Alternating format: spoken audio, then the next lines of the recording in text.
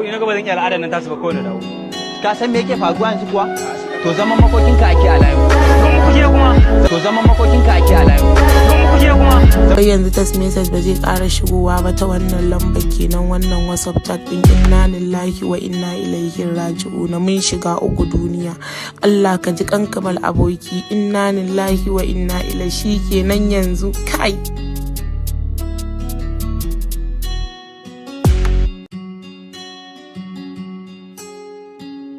Ka tafi ba?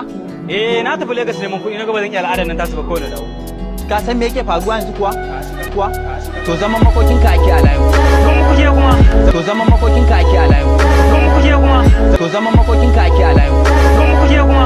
Zaman ina wannan abokin naka wannan farin nan da kaje ka liƙe masa walid. To yanzu maganar da nake ma ya je ya ga wannan budurwar taka kuma shi ya yada a unguwan nan cewar wai ka mutu. Lagos din nan da ka tafi wai ba ka da kuɗin mota haka ka kama hanya ka tafi da kaje tasha kawai kaga ana lodin saniya kawai ka kama kai ma ka hautan sama da wannan jakar taka ana cikin tafiya can wajen abe ku.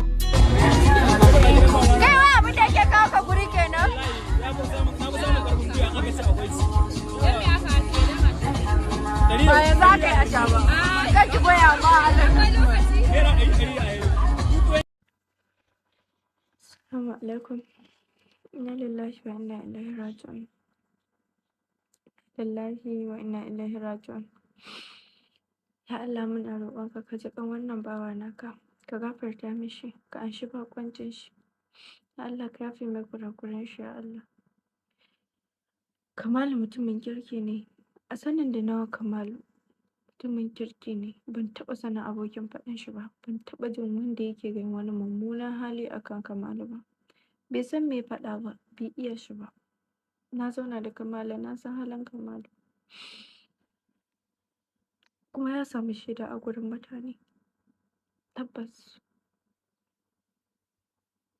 Allah dai ya ji kan Kamalu. Allah ya gafarta maka. Allah ya sa ka huta. Allah ya sa aljannatul firdaus ce makomarka. Idan tamu ta zo, Allah ka sa mu cika da imani. Allah ka sa mu cika da kalmar shahada. Kwana biyu kenan da muka rabu da Kamalu. Abokin wasa na ne, muna wasa sosai. An muka haɗu da shi har muke magana yake ce min, ke ƴar Bala aikin kusa wucewa ma waye nake ce a'a malam ai sai ka riga ni rasuwa. Insha Allah za dai mu biyo ku waye ba. Yake ce a'a ai biki isa ba ni dai ba yanzu ba. Yake ce min ma zai je mai. Annabi ya ce yana daga cikin abin da zai riski mumini, daga cikin ayyukan alkhairinsa bayan ya mutu, ilman allamahu wa nasharahu, ilimi da ya koyar ya yada. To yau zai iya yiwa malamin shi karanta zuwan zai yi, kai kuma kana da halin ka yada shi. Gidajen rediyo ne a je a sassaka a saurara, a buga cd a raba, memory a saka a raba. Kai amfani da wannan dama. Inna lillahi wa inna ilaihi raji'un. A jiya ne Allah ya yi wa Kamal Aboki rasuwa.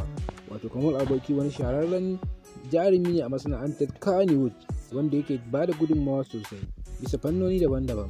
Kuma sannan yana yin bidiyoyi, yana irin yan gajerun bidiyoyin nan da ake sawa a TikTok da kuma YouTube da dai sauran shafuka na sada zumunta. Allah ya yi wa Kamal Aboki ne jiya. Inna lillahi wa inna ilaihi raji'un. A jiya ne Allah ya yi wa Kamal Aboki rasuwa. Wato Kamal Aboki wani shahararren jarumi ne a masana'antar Kannywood wanda yake ba da gudunmawa sosai bisa fannoni daban-daban. Kuma sannan yana yin bidiyoyi, yana irin yan gajerun bidiyoyin nan da ake sawa a TikTok da kuma YouTube da dai sauran shafuka na sada zumunta. Allah ya yi wa Kamal Aboki ne jiya. Allah ya yi wa Kamal Ilyasu mai shekara 26 wanda aka fi sani da Kamal Aboki rasuwa a ranar Litinin da ta gabata sakamakon haɗarin mota da ya yi hanyar dawo wasu gida daga jihar Borno. Rasuwar Kamal Aboki ta girgiza 'yan masana'antar Kannywood da ke faɗin Najeriya gaba ɗaya da ma duniya gaba ɗaya. Kamar yadda wasu daga cikin jaruman Kannywood ɗin suka fito suka bayyana ta'aziyarsu, kuma wasu suke ta alhini, wasu kuma suna ta yin kuka. Kamar yadda za mu sa muku kaɗan daga cikin bidiyoyin da suka yi na ta'aziyar da kuma alhini.